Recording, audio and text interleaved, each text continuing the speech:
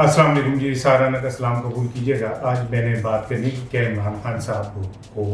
अदालत में अपने जो बयान है उस पर माफ़ी मांग लेनी चाहिए या नहीं। इस पे जो मुख्तलिफ राय है कि अगर बयान माफ़ी मांगते हैं तो क्या होगा, नहीं मांगते तो क्या होगा, आज मैं इस पे बात करूँगा। देखें, आज इमरान खान साहब की 12 सितंबर तक बुरी ज़मानत जो है इंसदाद दहशतगर्दी की अदालत ने मंजूर कर ली। इमरान खान के वकील जो थे बाबर अवान साहब पेश हुए, उन्होंने ज़मानत की दरख्वास्त दी तो मोअज़्ज़िज़ जज ने उनसे कहा कि जी आप जो मुवक्किल हैं वो कहाँ हैं आपके, तो उन्हें बताया गया कि जी उनको तो इमरान खान साहब को जो है तो लाइफ थ्रेट है, इसलिए वो कोशिश करते हैं कि ज़रा खुले मुकामात पे इस तरह ना जाएं बगैर सिक्योरिटी के। तो उसके ऊपर मोअज़्ज़िज़ अदालत ने जो मुतल्लिका शोबे हैं उनको कहा कि भी ये तो आपकी ज़िम्मेदारी है कि उनकी हिफाजत यकीनी बनाएं।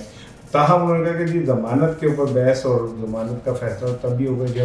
जब तक खुद दरख्वास्त गुजार जो हैं वो अदालत में नहीं आते। जिसके बाद इमरान खान साहब को अदालत पेश हुए और पेश होने के बाद उनकी ज़मानत 12 सितंबर तक मंजूर कर ली गई। अब जो इस्लामाबाद हाई कोर्ट में मुकदमा चल रहा है और उसमें इमरान खान साहब ने जो दरख्वास्त दी थी कल, उसके ऊपर मोअज़्ज़िज़ जज साहिबान ने उन्हें, जो उनके वकील थे हामिद खान, उनसे कहा कि हम तो कह रहे थे कि आपको बेहतर जुमला को बेहतर लफ्ज़ इस्तेमाल करेंगे, यानी कि वो कहने ये रहे थे कि अगर इमरान खान साहब माज़रत कर लेते तो आज ही केस ख़त्म हो जाता है। लेकिन इमरान खान को उनके वकीलों और उनके बहुत सारे हमदर्दों ने ये बात कही है कि अगर आप माफ़ी मांग लेते हैं तो इसका मतलब है आप इतराफ़ जुर्म करेंगे, और अगर आपने अदालत में इतराफ़ जुर्म कर लिया तो फिर हो सकता है कि आपको 7 साल के लिए 10 साल के लिए नाअहल करार दे दिया जाए, आपको सज़ा भी हो सकती है, इसलिए आप ऐसा ना करें। अब यहाँ पे इमरान खान जो है वो थोड़ा सा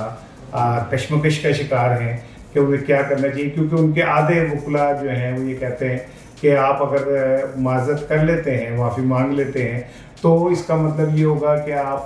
को अदालत के आप रहमो करम पे चले जाएंगे और अदालत चाहे तो माफ़ी कबूल कर ले और ना करे तो आपको सज़ा हो जाएगी, क्योंकि आप इतराफ़ जुर्म कर चुके हैं। दूसरी तरफ जो इमरान खान के दूसरे दोस्त हैं उनका ये कहना है कि इससे पहले भी अदालत के अंदर बेशुमार मौक़ों के ऊपर अनकंडीशनल अपॉलॉजी जो है सियासतदान करते रहते हैं, गैर मशरूत माफ़ी मांगते रहते हैं और अदालत उनको इस हवाले से वो जो उनकी माफ़ी है उसे कबूल कर लेती है। आप भी ऐसा कर लें। लेकिन दूसरी तरफ के जो वकील हैं वो मैंने आपको बता दिया कि वो क्या कह रहे हैं। अब इस सारी सूरत हाल में जब वो अगली पेशी के ऊपर एक्सपेक्टेड ये है कि इमरान खान के वकील on behalf of Imran Khan उनके बयान के ऊपर माज़रत करेंगे और वो ये कहेंगे कि जी हम समझते हैं कि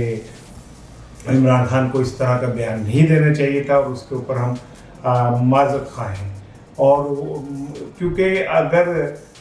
वकील ये बात एडमिट कर लेता है तो डेफिनेटली वकील अपने जो मुवक्किल है उसी की बिहाफ पे ये सारा कुछ कर रहा होता है। तो हमारी इत्तलात यही है कि इमरान खान साहब और उनकी जो कानूनी टीम है वो ज़हनी तौर पर अपने आप को ये तैयार कर चुकी है कि वो अगली पेशी के ऊपर unconditional apology on behalf of Imran Khan करेंगे। और जहाँ तक मेरी मालूमात हैं